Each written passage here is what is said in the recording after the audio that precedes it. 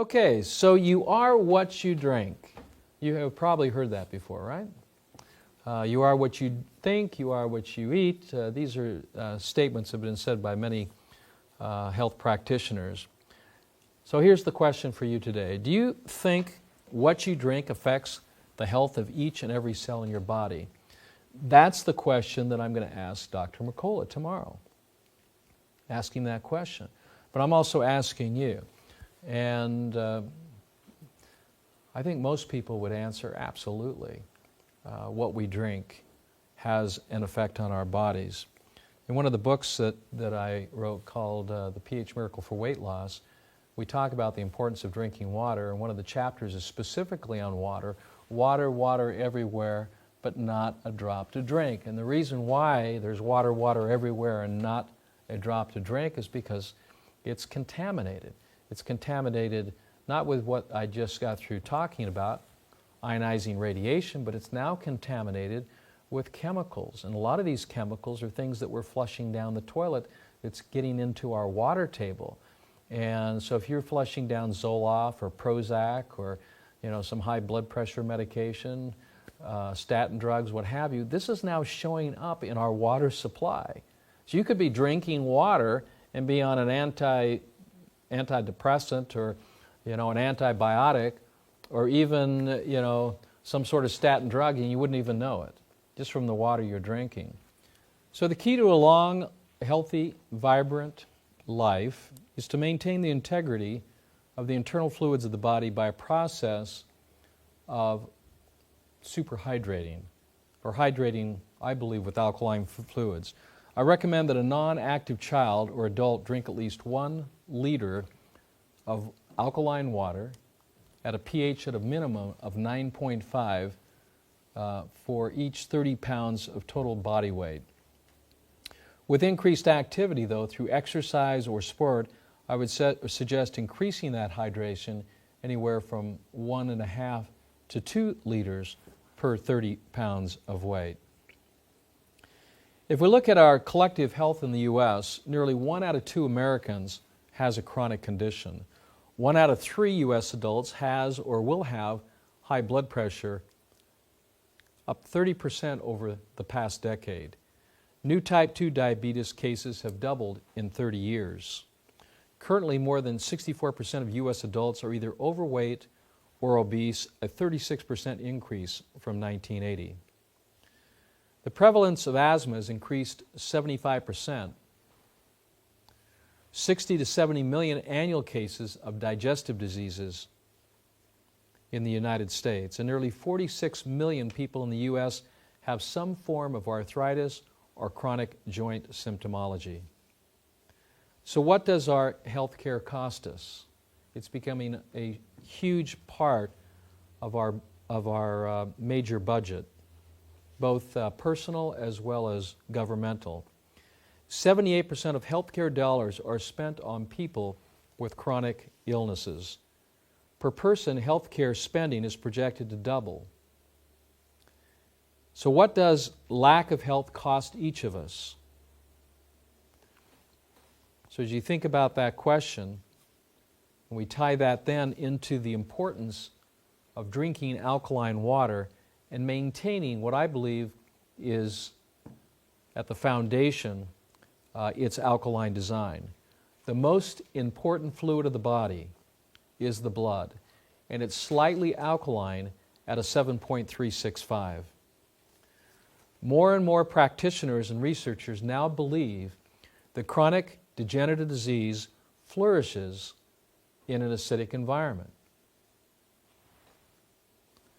Our body will naturally buffer these acidic states, but its ability to balance pH has been overwhelmed with acidic waters that we're drinking, acidic foods that we're eating, acidic air that we're breathing. All of these contribute to an overall acidic body. So where do most acids come from? Acids are biological waste products of metabolism, of the breakdown of our foods and the liquids we drink. When we exercise, we've all felt the biological acid of lactic acid and the effects and what it causes when the blood purifies itself by pushing that acid out into the connective tissue. We feel it as a pain. Acids from thinking. Now, if you're thinking about this, you're already producing acid because our thoughts require energy. And as you're using that energy, that's a function of metabolism. So energy used produces waste products. Also, as acids affect each individual cells or cells that make up our tissues and our organs, cells can break down. And as cells break down, they also release acids. Acids are also produced by, as cells break down, are produced by the bacteria that are created and the yeast that is created, produce acids like exotoxins and mycotoxins. And of course, we have acids from our environment. And these acids are carbon monoxide that we can see in large cities. We see carbon monoxide coming out of the car as it's burning gasoline. It's a biological waste product. And then acids that are unseen. Acids such as ionizing frequencies that come from our cell phones, or ionizing radiation that's coming from, unfortunately, nuclear plants that are melting down and are polluting our air and also our water. So what is the major organ or gland responsible for buffering acids of the body? I don't know if that question has ever been asked. And you surely won't find this in any medical texts. Would it be your lungs or your liver, your stomach, or intestines or skin? I would like to suggest to you that the major organ of the human body that's responsible for neutralizing acid is your stomach. Now, most medical science perceives that the stomach is an acid environment. And that is correct after it produces the alkaline compounds that help to neutralize the acids from our food. And so the stomach is a gland, or excuse me, an organ that produces an alkaline compound called sodium bicarbonate.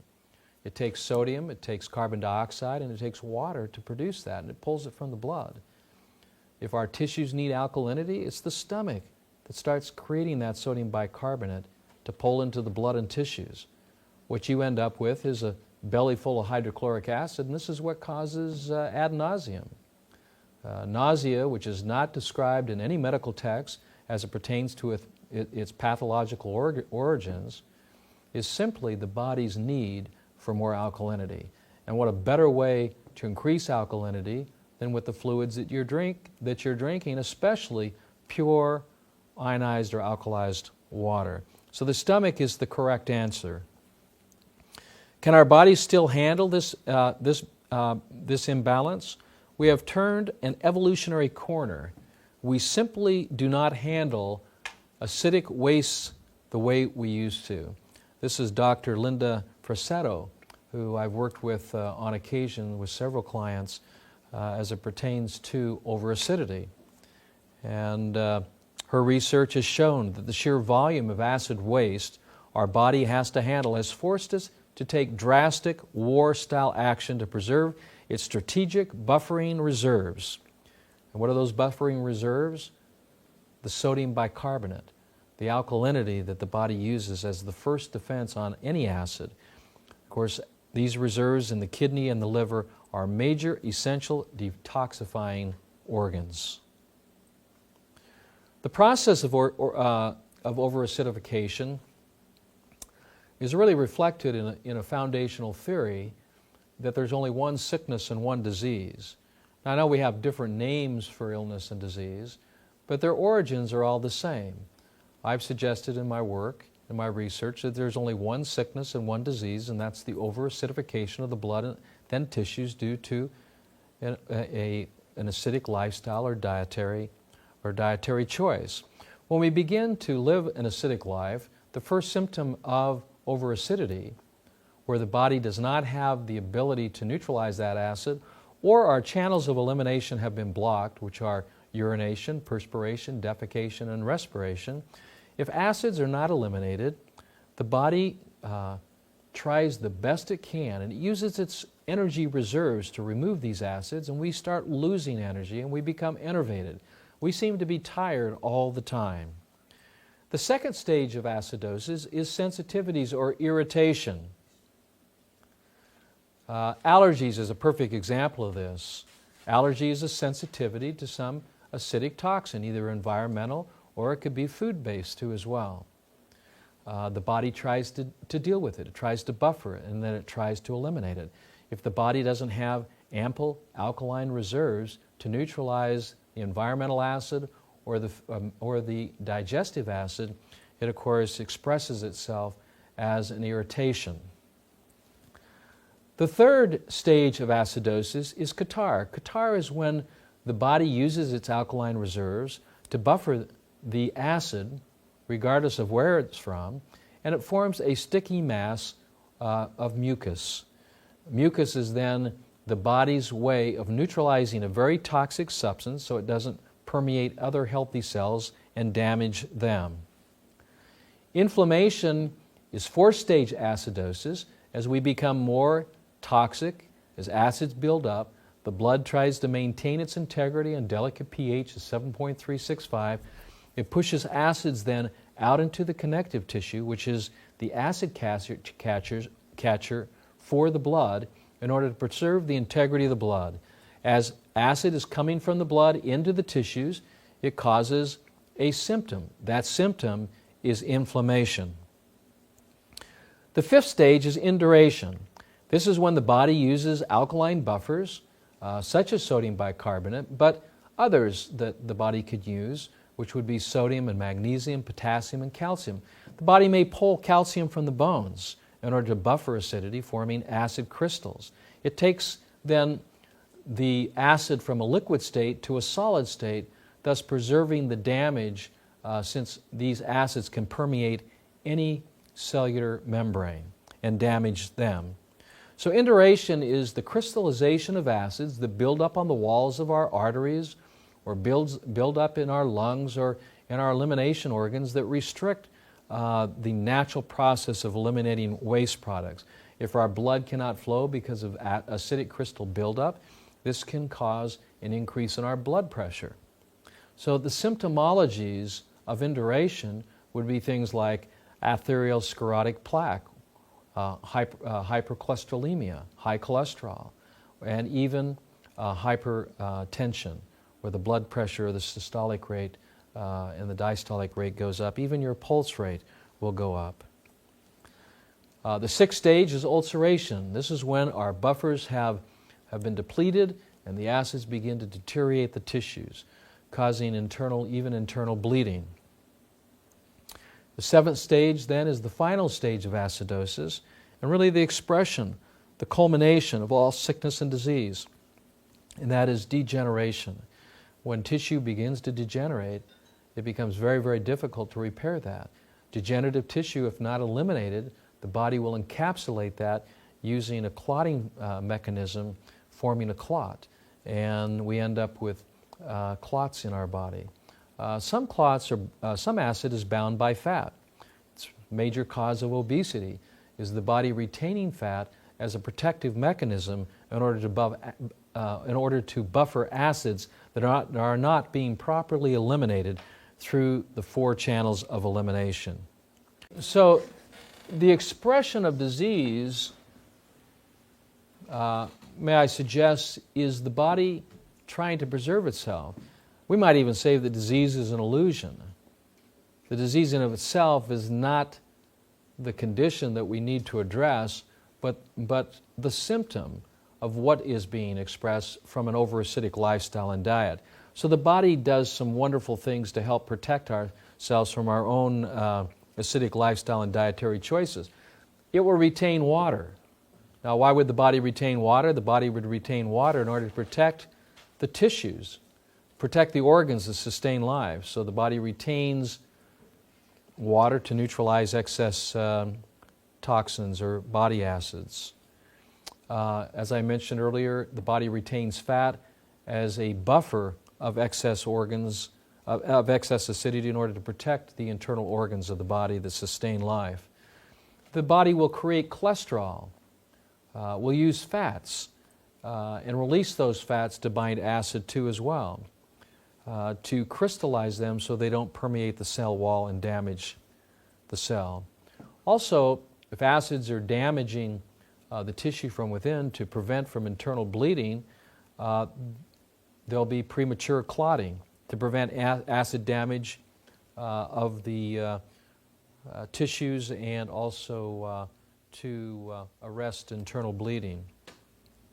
The body will also leach minerals such as calcium and magnesium from the bones or the muscles to neutralize acidity, which can lead to stones, but the stone is not the problem, it's the symptom of acid that's being produced from an over-acid lifestyle and diet. Tumors are also problematic, but once again, a very high level of expression of damage to the tissues where the body's trying to protect itself so that one acid cell doesn't affect another healthy cell and cause it to break down. It's what I call the rotten apple effect, where you would take a rotten apple and put it in a bushel of apples, and of course the acids from that one apple would permeate the other apples, spoiling the whole bushel of apples. Well, the body protects itself from that happening, where one cell is fermenting or breaking down. Its waste products or acids will spoil another cell. And of course, to protect that domino effect from continuing, or to protect the healthy tissue, the body will encapsulate, form a clot or a tumor to encapsulate those fermenting or acidic cells. The body will also remove acids out through the skin if they're not properly being removed through urination, defecation, or respiration. When this happens, strong acids can burn the skin, causing all sorts of blemishes and imperfections to the skin.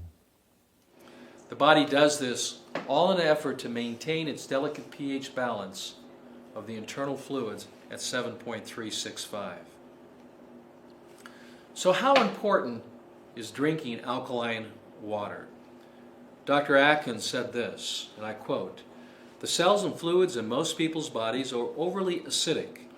This can cause a lot of health problems. It prevents your body from neutralizing and disposing of harmful, poisonous toxins and leaves you more susceptible to the cell-damaging free radical oxidation or fermentation that leads to cancerous conditions and other diseases." And I have said for many years, in reality, there is only one sickness and there's only one disease, and that is the overacidification of the blood and tissues due to an inverted way of living, eating, and thinking.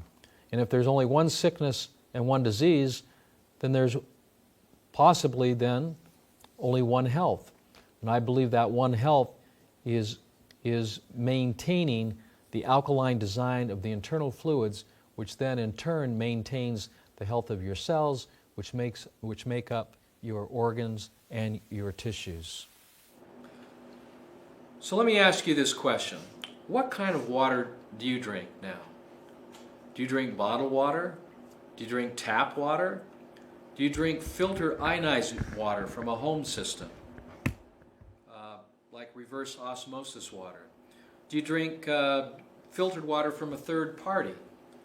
I already have that down there, the reverse osmosis or the Brita water system. So what kind of water do you drink?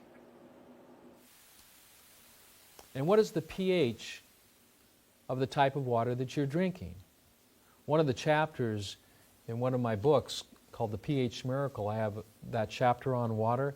I actually have tested hundreds of different waters, and I find that most water, if not all water that I've tested, has a pH of 7 or less. Our tap water, because they chlorinate it, which is actually an alkalizing compound, but it's also very difficult to get out of the body, and it's not natural to the body, has a pH just slightly over 7. So does the type of water you drink, does the pH, is it 6 or 7 or 8 or greater than 9? So over the last 20 plus years, I have determined that there's 4 attributes of a healthy drinking water. The first attribute, which I'm sure you'd all agree with, that the water has to be clean and it has to be pure. It has to be free of heavy metals. It has to be free of toxic chemicals. It has to be free of pharmaceuticals. It has to be clean. It has to be free of ionizing radiation from nuclear fallout. This is critical. The second attribute of a healthy water, I believe it has to be alkaline. Why? Because the human body is alkaline by design. All of its functions are acidic. Breathing, thinking, eating, all produce acids. Body, when it's born, it's alkaline by its design. We need to keep it that way if we want to keep it healthy and strong. The third attribute is the water has to be energized. It must carry an energy. Water is a catalyst that can deliver energy to the body. And of course, this energy can be measured using a meter, and it's measured in had a senior moment here. Yeah, the water. I started thinking about what I was talking about. Anyway, the water has to be energized, and that water carries an electrical negative charge, and it can be measured in millivolts. It should carry a negative charge versus a positive charge. So we measure the water, and also the water should be molecularly unclustered. Traditionally, tap water is a clustered water, multiply clustered. We should have an unclustered water somewhere around 3 to 5 molecules. So these are the 4 attributes of healthy water. So the world's healthiest waters, nature's answer. Trinity is a water from Idaho. It's a well water. They have a well that goes down over 2 miles, and the water that they extract there has a pH of approximately 9.5, so it has natural alkalizing salts of potassium and sodium bicarbonate. Lourdes has had, for centuries, been talked about, has healing powers. The pH of Lourdes is in the 7s. Hunsa water is also in the 7s. Destiny water, which is Hawaiian water, pulled from 3,000 feet below the ocean surface.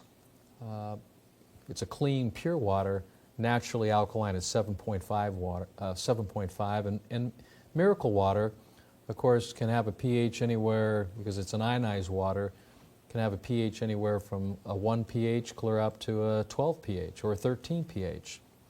So these waters, particularly the alkaline waters, have shown to make a significant difference in people's health.